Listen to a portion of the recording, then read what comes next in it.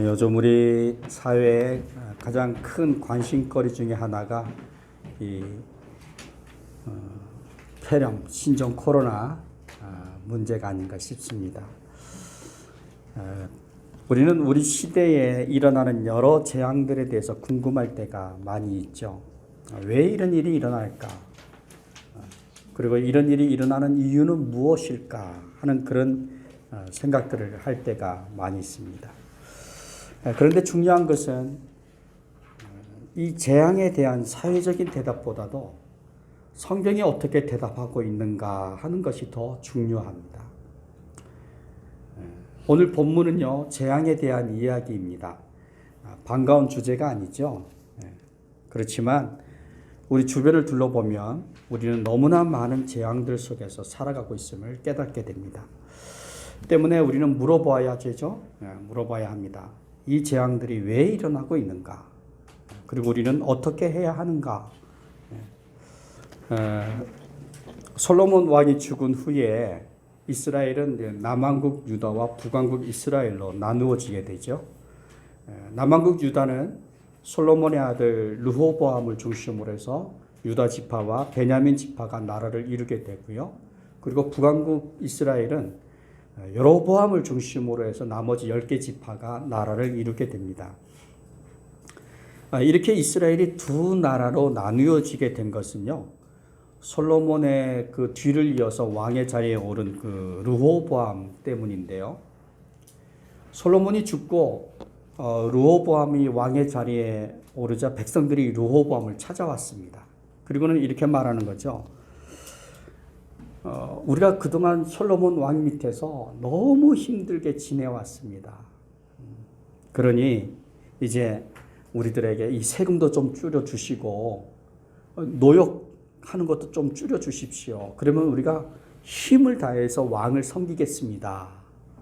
이렇게 이제 얘기를 했는데, 그런데 이 르호보암은 젊은 혈기가 있어서 자기 권위를 내세우지 않습니까? 자기 권위를 내세워요. 무슨 소리냐? 너희들은 우리 아버지를 섬겼던 것보다 더 많은 것으로 나를 섬겨야 한다. 이렇게 말을 하게 되죠. 결국은 그는 이 백성들의 그 간절한 요청을 거절하고 나라는 둘로 쪼개지고 말았습니다. 자, 그런데 이렇게 나라가 둘로 나누어진 후에 이 북왕국 이스라엘은 이스라엘 민족이 가지고 있어야 할 신앙 공동체로서의 그 정체성을 잃어버리고 맙니다. 물론 여러 가지 이유가 있겠죠. 여러 가지 환경이 있고 조건이 있고 이유가 있었겠지만 가장 큰 이유는 이스라엘의 왕이 된 그 여로보암의 악행 때문인데요. 그래서 이 여로보암의 악행을 성경에서는 여로보암의 길이라는 말로 자주 이렇게 언급하고 있는 것을 볼 수 있습니다. 여러분, 열왕기상 12장 25절에서 33절 말씀을 보시면 크게 4가지 이유를 들고 있는데요. 이 여로보암이 얼마나 악했느냐 하는 것에 대해서 4가지를 이야기하고 있어요. 첫째는 이 여로보암이 나라를 분리시켰다는 거죠. 나누어지게 했다는 겁니다. 백성들의 마음을 유혹하고 그리고 자극해가지고 충동질을 해가지고 나라가 두 개로 갈라지게 했다는 거죠. 그게 첫 번째 악이고요. 두 번째 여로보암의 악은 뭐냐면 예배를 방해하는 거예요. 예배의 중심지가 어디죠? 이스라엘에게 있어서 예배의 중심지가 예루살렘이잖아요. 예루살렘 성전. 그런데 이 여로보암이 아니다. 거기로 가서 예배할 필요 없다. 여기도 성전이 있다. 그래서 성전을 짓고 그곳에서 더 이상 북왕국 사람들이 남왕국 유다로 가서 예배하지 못하도록 예배를 방해했죠. 세 번째는 성전 지을 수 있습니다. 성전을 지었으면 어떻게 해야 됩니까? 하나님을 섬기도록 해야 되잖아요. 그죠? 하나님을 섬기도록 해야 되는데 이 여로보암이 쉽게 말하면 애굽의 사위란 말이에요. 애굽 왕의 동서쯤 되는 사람이에요. 동서. 그러니까 이 애굽 신을 섬기게 하는 거죠. 출애굽한 이스라엘 사람들이 뭘 섬겼습니까? 금송아지를 섬겼잖아요. 이 애굽에서 살다 온 이 여로보암이 이 성전에다가 금송아지를 만들어 놓고 우상을 숭배하도록 했습니다. 이게 세 번째 악행이죠. 네 번째는 무엇일까요? 하나님이 이스라엘 백성들에게 말씀을 주셨습니다. 율법을 주셨습니다. 율례를 주셨습니다. 어떻게 하나님을 섬기고 어떻게 믿음 생활을 해야 되는지를 모세를 통해서 말씀을 다 주셨단 말이에요. 그런데 이 요로보암은 그런 하나님의 말씀을 무시하고 합리적이고 상식적이고 이런 것에 더 포인트를 맞춰간 거예요. 그래서 하나님을 예비할 때 하나님이 정하신 레위 지파를 따라서 제사장들을 세운 것이 아니라 일반 시민들 중에서 아무나 제가 제사장 할게요. 그러면 그래 와 네가 해가지고 아무나에게 제사장 직분을 할 수 있도록 했습니다. 이것들이 하나님 보시기에 선하지 않았던 것이죠. 악해 보였던 것이죠. 자, 이렇게 여로보암이 하나님 보시기에 악한 일을 했는데 문제는 그 뒤를 이어서 왕이 된 사람들도 한결같이 여로보암이 시작한 이 악행을 그대로 따라 했다는 것입니다. 자, 이런 흐름 속에서 오늘 본문의 배경이 되는 이스라엘의 6번째 왕, 바로 아합 왕이죠. 이 아합 왕에 대한 성경의 기록을 우리가 보게 되는데요. 열왕기상 16장 30절에서 33절까지의 말씀인데 우리 한번 같이 읽겠습니다. 시작. 오므리의 아들 아합이 그의 이전의 모든 사람보다 여호와 보시기에 악을 더욱 행하여 느밧의 아들 여로보암의 죄를 따라 행하는 것을 오히려 가볍게 여기며 시돈 사람의 왕 엣바알의 딸 이세벨을 아내로 삼고 가서 바알을 섬겨 예배하고 사마리아에 건축한 바알의 신전 안에 바알을 위하여 제단을 쌓으며 또 아세라상을 만들었으니 그는 그 이전에 이스라엘의 모든 왕보다 심히 이스라엘 하나님 여호와를 노하시게 하였더라. 아멘. 여로보암이 이 길을 딱 닦아 놓으니까 그 다음 왕들이 다 그렇게 했는데 유난히 이 아합 왕은 어땠다는 겁니까? 더 심했다는 거예요. 더 심하게, 더 적극적으로 하나님을 섬기기보다는 우상을 따라가고 이 바알 신을 쫓아서 바알을 섬기고 그랬다는 거죠. 여러분 어떻게 생각하세요? 여러분, 우리는 우리 시대에 일어나는 재앙들에 대해서 정말 궁금할 때가 많습니다. 왜 이런 일이 일어날까? 왜 이런 비극들이 일어나야 했는가 하는 것들에 대해서 궁금해하죠. 그리고 이런 일이 일어나는 이유는 뭔가? 자, 그런데 앞에서도 말씀드렸지만 정말 중요한 것은요. 이런 재앙들에 대해서 성경이 어떻게 말씀하고 있느냐 하는 것입니다. 자, 그렇다면 이 아합 시대에 일어난 재앙, 그죠? 아합 시대에 일어난 재앙은 어떤 것이죠? 이 아합 왕 시대에 일어난 재앙 어떤 거죠? 바로 오늘 본문의 말씀이죠. 엘리야 선지자가 외치는 그 말씀. 엘리야가 아합에게 말하되 내가 섬기는 이스라엘의 하나님 여호와께서 살아계심을 두고 맹세하노니 내 말이 없으면 수년 동안 비도 이슬도 있지 아니하리라.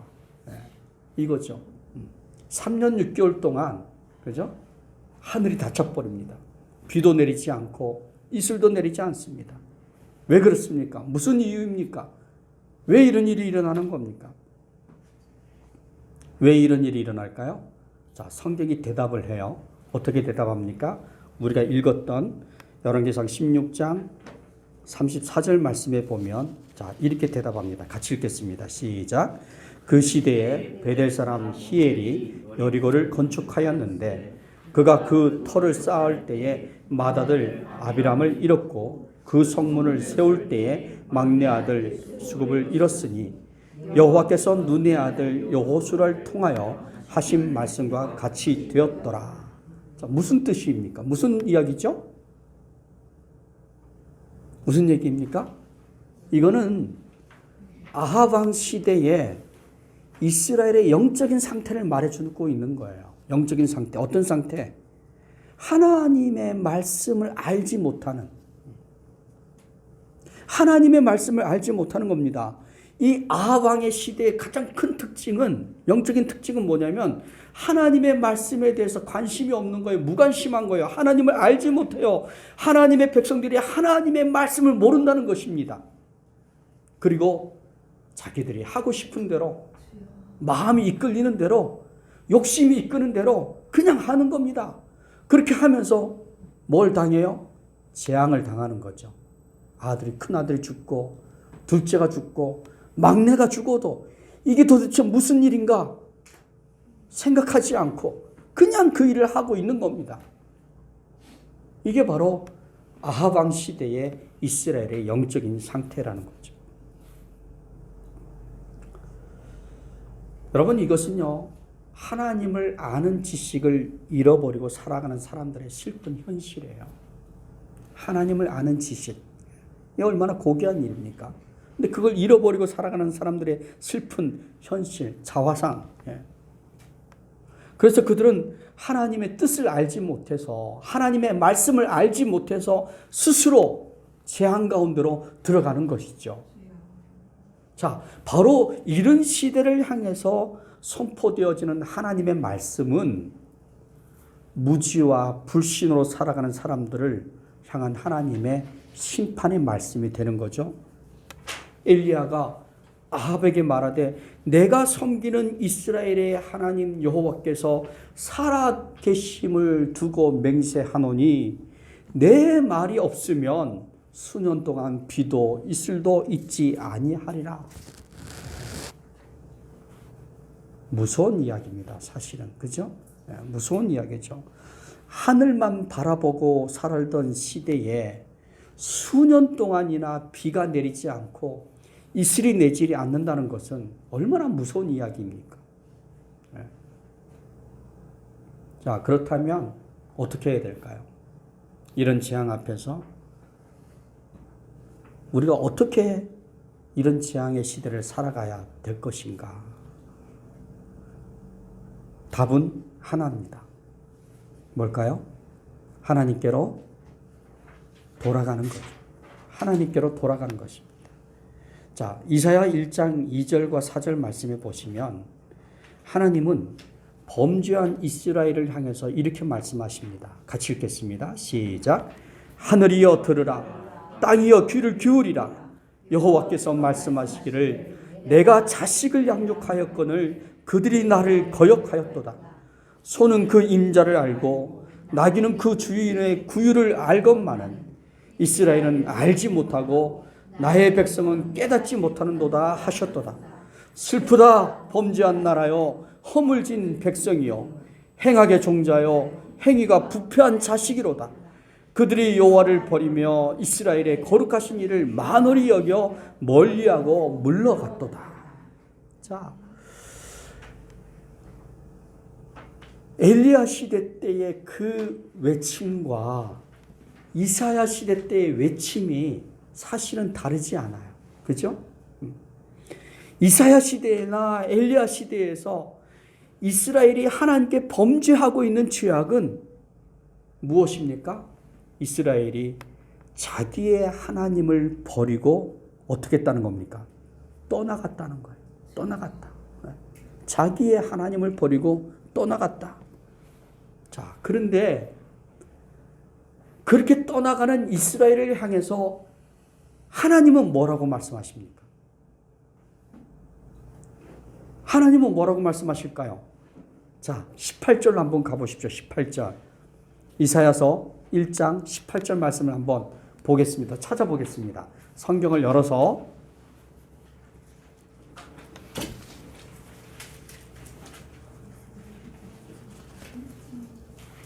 이사야서 1장 18절.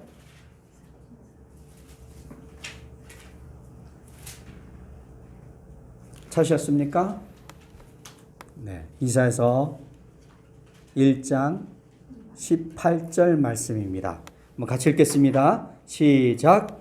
여호와께서 말씀하시되 오라 우리가 서로 변론하자. 너희 죄가 주홍 같을지라도 눈과 같이 희어질 것이요 진홍같이 붉을지라도 양털같이 희게 되리라. 아멘. 자, 이사야 선지자가 조금 전에 뭐라고 말씀했습니까? 너희는 너희의 아버지를 알지 못한다. 짐승도 자기 구유를 알고 자기 주인을 아는데 너희는 너희의 아버지 하나님을 알지 못하지 않느냐? 이건 슬픈 일이다. 이건 범죄이다. 너희는 여호와를 버리고 이스라엘의 거룩하신 하나님을 멀리하고 떠나가는 거다. 그런데 그 다음에 뭐라고 말씀하십니까? 오라 우리가 서로 이야기하자. 오라 우리가 서로 이야기하자. 너희의 죄가 주홍 같을지라도 눈과 같이 희어질 것이요 진흥같이 붉을지라도 양털같이 희게 되리라. 아멘? 이거예요. 하나님은 그들을 부르고 계십니다. 부르고 계십니다. 무엇입니까? 오라는 거죠. 오라는 거. 가지 말고 떠나가지 말고 오라는 겁니다. 오라 와라. 그래서 어떻게 하시겠다는 겁니까? 돌아오면 너희의 죄가 아무리 더럽고 붉고 진홍 같은 그런 죄를 갖고 있다 할지라도 뭐 하겠다는 겁니까? 다 용서하시겠다는 거죠. 용서하시겠다. 피하면 죽는 겁니다. 내가 죄가 있기 때문에 피하고 숨어 들어가면 거기에는 구원이 있는 것이 아니라 오히려 죽는 거죠. 그래서 사사기 2장 15절 말씀에 보면 이렇게 말씀하고 있어요. 같이 읽겠습니다. 시작. 그들이 어디로 가든지 여호와의 손이 그들에게 재앙을 내리시리니 곧 여호와께서 말씀하신 것과 같고 여호와께서 그들에게 맹세하신 것과 같아서 그들의 괴로움이 심하였더라. 아멘. 어디로 가든지 하나님의 손이 그들 가운데 재앙으로 임하실 거라는 거죠. 하나님을 피해가는 것은, 하나님 앞에서 숨어 들어가는 것은, 하나님 앞에서 도망가는 것은 살 길이 아니라 그 길은 무슨 길입니까? 망하는 길이에요. 아담과 하와가 범죄한 이후에 어떻게 했습니까? 숨어 들어갔잖아요. 숨어 들어갔는데 결과가 뭐죠? 죄가 사라졌습니까? 죄가 용서되어졌습니까? 아니에요. 죄는 그대로 드러났고 오히려 하나님의 엄중한 심판을 당해야 했던 것 아닙니까? 자, 그런데 이사야 선지자는 우리에게 뭐라고 말합니까? 오라는 겁니다. 오라, 와라. 자, 그렇다면 돌아간다는 것은 어떤 것일까요? 역대하 20장 9절 말씀에 보면 이 돌아간다는 의미 이런 것입니다. 한번 같이 읽겠습니다. 시작. 만일 재앙이나 난리나 견책이나 전염병이나 기근이 우리에게 임하면 주의 이름이 이 성전에 있으니 우리가 이 성전 앞과 주 앞에 서서 이 환난 가운데서 주께 부르짖은즉 들으시고 구원하시리라 하였나이다. 아멘. 자, 돌아간다는 것이 어떤 거라고요? 우리의 삶에 재앙이 임하고 난리가 임하고 전염병이 임하고 기근이 있어서 우리가 고단하고 힘들고 고통스러울 때 그때 주의 이름이 있는 곳을 향하여 가는 것이 돌아가는 것입니다. 아멘. 주의 이름. 그런데 주님의 이름이 어디에 있습니까? 이 성전에 있다고. 이 성전에. 그래서 우리가 돌아간다는 것은요, 주님의 이름이 있는 성전으로 가는 것입니다. 그리고 거기서 주님 앞에 서는 거죠. 주님 앞에 서는 것입니다. 주님 앞에 서서 어떻게 하는 것입니까? 부르짖는 거죠. 주님, 내가 재앙 가운데 있습니다. 주님, 내가 난리 가운데 있습니다. 주님, 내가 전염병으로 고통당하고 있습니다. 주님, 나를 구원해 주십시오. 주님, 내가 병들었습니다. 내가 고통 가운데 빠져 있습니다. 주님, 내가 절망 가운데 있습니다. 이 재앙에서 나를 건져 주시옵소서 라고 부르짖을 때 어떻게 한다고요? 들으시고 구원하시리라. 아멘. 네. 요엘서 2장 12절과 14절 말씀에 보면 또 이렇게 말씀합니다. 같이 읽습니다. 여호와의 말씀에 너희는 이제라도 금식하고 울며 애통하고 마음을 다하여 내게로 돌아오라 하셨나니 너희는 옷을 찢지 말고 마음을 찢고 너희 하나님 여호와께로 돌아올지어다. 그는 은혜로우시며 자비로우시며 노하기를 더디하시며 인애가 크시사 뜻을 돌이켜 재앙을 내리지 아니하시나니 주께서 혹시 마음과 뜻을 돌이키시고 그 뒤에 복을 내리사 너희 하나님 여호와께 소제와 번제를 드리게 하지 아니하시는지 누가 알겠느냐. 아멘. 네. 그렇습니다. 이제라도 우리가 마음을 찢고 하나님께 돌아오면 하나님은 어떻다고요? 은혜로우시고 자비로우시고 노하기를 더디하시고 인애가 크셔서 뜻을 돌이켜 재앙을 내리지 아니하실는지 누가 알겠느냐. 그렇게 하시겠다는 거죠. 뜻을 돌이키시겠다는 것입니다. 돌아오면 재앙을 멈추시고 뜻을 돌이키셔서 우리에게 뭘 하시겠다고요? 소제와 전제를 드리게 하겠다는 겁니다. 관계를 회복시키겠다는 거죠. 예배의 기쁨을 누리게 하겠다는 것입니다. 여러분, 누가복음 4장을 보시면 예수님께서 침례 요한으로부터 침례를 받고 난 후에 고향 갈릴리로 돌아와서 이제 복음을 전하기 시작하시는데요. 그런데 예수님이 이 고향인 나사렛 회당에 들어가셔서 이사야 선지자의 말씀으로 복음을 전하기 시작하십니다. 회당에서 주님이 선포한 말씀은 이사야 61장의 말씀을 읽고 선포한 것인데요. 누가복음 4장 18절부터 19절 말씀에 보면 그것을 이렇게 기록하고 있습니다. 한번 같이 읽겠습니다. 시작. 주의 성령이 내게 임하셨으니 없습니까? 네, 한번 찾아서 읽도록 하겠습니다. 누가복음 4장 18절 19절 말씀입니다.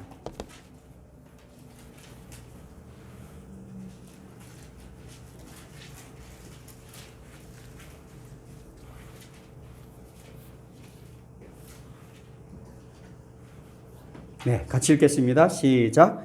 주의 성령이 내게 임하셨으니 이는 가난한 자에게 복음을 전하게 하시려고 내게 기름을 부으시고 나를 보내사 포로된 자에게 자유를 눈먼 자에게 다시 보게 함을 눌린 자를 자유롭게 하고 주의 은혜의 해를 전파하게 하려 하심이라 하였더라. 아멘. 얼마나 기다렸던 말씀입니까? 얼마나 듣고 싶었던 말씀입니까? 그들이 그렇게 기다려오던 하나님의 구원. 주님은 그 구원이 시작되었고 하나님의 말씀이 응하여졌다라고 말씀하셨지만 그러나 사람들은 예수님이 목수의 아들이라는 이유로 예수님의 말씀을 들으려고 하지 않았습니다. 그들은 영적인 어둠 가운데서 재앙의 때를 살고 있었지만 그들은 마음을 찢지 않았습니다. 하나님께로 돌아오지 않았습니다.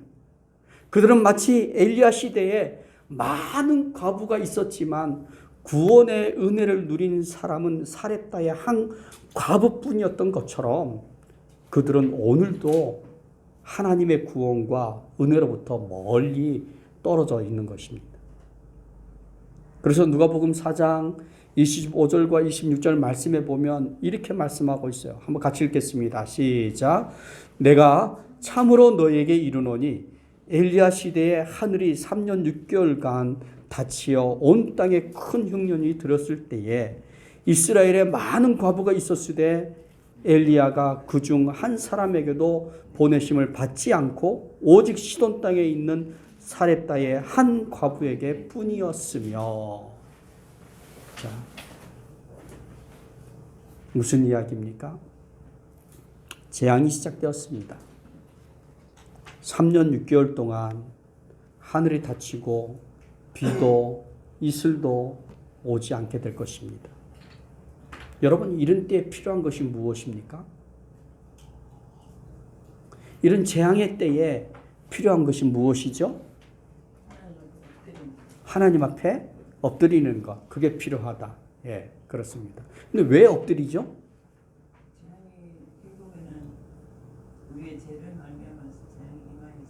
그렇죠. 예. 엎드리는 이유. 그 이유가 뭡니까? 결국은 이 재앙으로부터 우리를 뭐 해달라는 겁니까? 그렇죠. 구원해달라는 겁니다. 이 재앙의 때 필요한 것은 구원입니다. 구원이 필요한 겁니다. 내가 재앙 가운데 있을 때 내가 정말 바라는 것이 무엇입니까? 구원이지 않습니까? 내가 앞을 보지 못하면 그 앞을 보지 못하는 사람이 정말 원하는 것이 무엇입니까? 보게 되는 것 아니겠습니까? 내가 걷지 못하면 이 걷지 못하는 사람이 원하는 것이 무엇입니까? 일어나 걷는 것이지요. 그렇다면 재앙에 있는 사람이 필요한 것은 바로 구원인 것이죠. 그런데 여기서 주님이 굉장히 중요한 말씀을 하십니다. 여러분, 주님이 어떻게 말씀하고 있습니까? 자, 누가복음 4장 25절 말씀 다시 한번 보십시오. 다시 한번 보면 온 땅에 큰 흉년이 들었을 때에 이스라엘에 많은 과부가 있었다. 그죠? 많은 과부가 있었다. 그런데 엘리야 선지자가 그 많은 과부들 중 한 사람에게도 보내심을 받지 않았고 26절 뭐라고 말씀하십니까? 오직 시온 땅에 있는 사렙다의 한 과부에게 뿐이었다 라고 말씀합니다.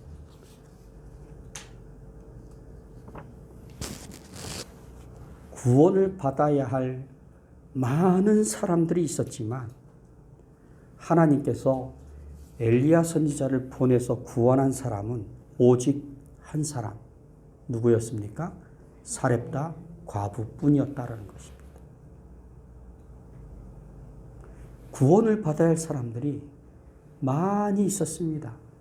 과부들뿐만이 아니라 정말 이 재앙 가운데서 힘들어하고 헉헉거리고 고통과 절망으로 살아갔던 사람들이 많이 있었습니다. 그들 모두에게는 구원이 필요했습니다. 그런데 하나님이 구원하시기 위해서 보낼 수 있었던 사람은 오직 한 사람뿐이었습니다. 누구입니까? 사렙다의 한 과부. 생각해 보십시오.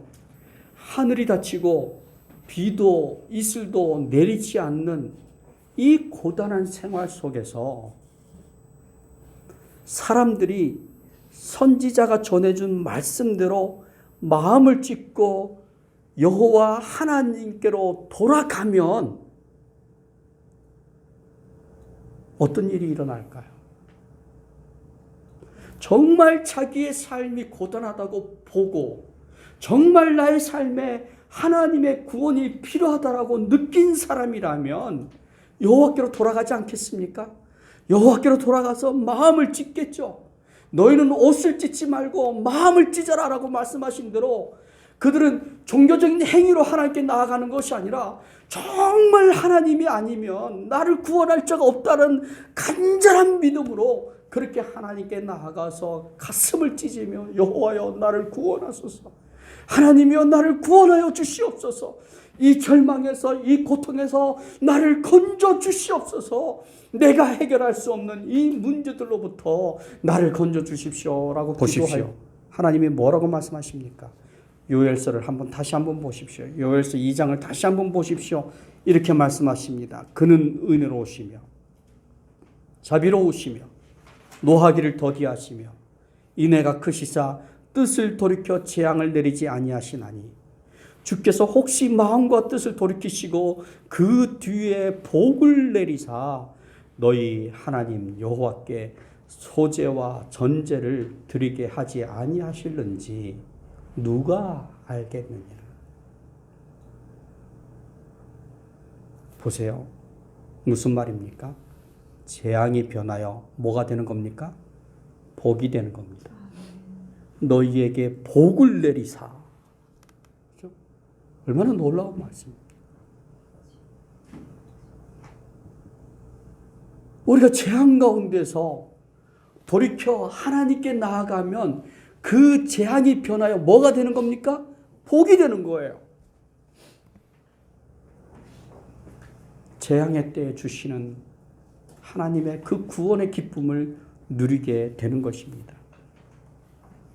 그래서 이사야는 이렇게 말합니다. 여호와께 말씀하시되 오라 우리가 서로 변론하자. 너희의 죄가 주홍 같을지라도 눈과 같이 희어질 것이요 진홍같이 붉을지라도 양털같이 희게 되리라. 하나님과의 관계가 회복되어지고 거룩함이 회복되어지는 것입니다. 바로 이것이 재앙의 때에 우리가 하나님께로 돌아가야 할 이유입니다.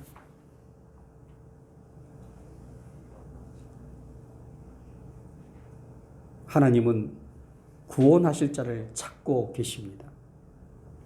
엘리야를 보내어서 사렙다의 과부를 구원하셨던 것처럼 하나님은 오늘도 여전히 하나님을 향하는 사람을 구원하실 것입니다.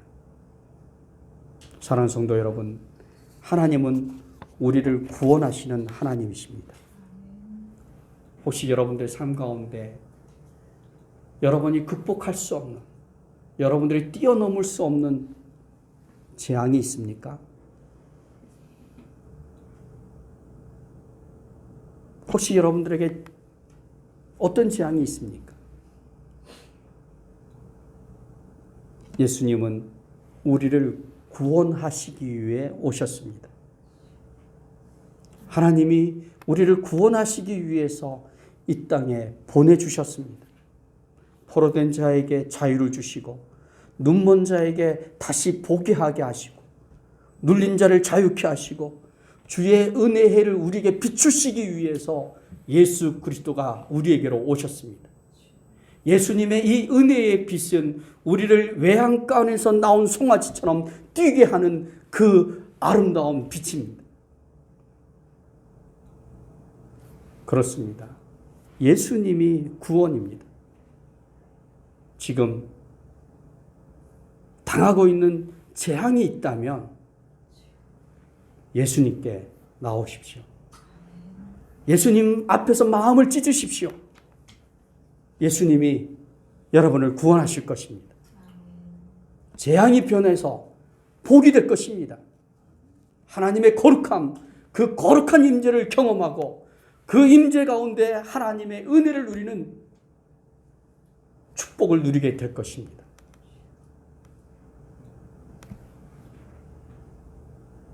우리는 재앙의 시대에 살고 있지만 그러나 구원의 시대에 살고 있는 것입니다.